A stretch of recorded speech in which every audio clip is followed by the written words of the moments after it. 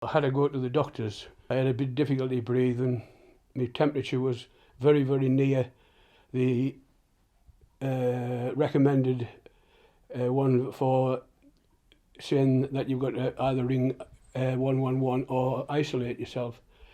And he advised me straight away that I should be self-isolated. In one respect, I was very fortunate because I've lived on my own now for the last 6 years.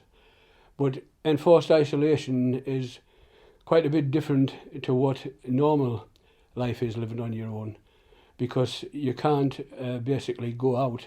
Fortunately, my relatives live very near me, and I have good neighbours, and they've offered to help whenever necessary.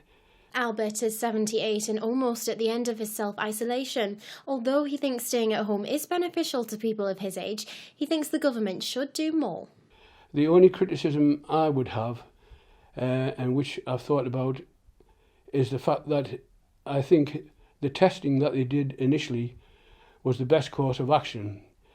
I'm in a position now whereby I've been self-isolated, and I still don't know whether I've had the virus or whether it's just been a severe dose of flu. There is one glimmer of hope in so much that it has been the virus. I would hope that my body has created the necessary antibodies to it, so that should we start peaking later on in the year, I should be covered. The latest government advice is that everyone in the UK should suspend all non-essential contact with others. But the government advises that by the weekend, groups especially vulnerable to the virus, such as those over 70, will be asked to stay at home for 12 weeks. I mean, certainly I myself as a doctor feel that we have got to look after the elderly. Not only is it such that if you're over the age of 70 and you got the virus, that you just might be in the 5% who will have a more significant body reaction to the coronavirus. What I feel is that we have got to have confidence in the Chief Medical Officer and the Chief Scientific Officer, because this is all about epidemiology. So how can we keep our mental health up when being asked to self-isolate?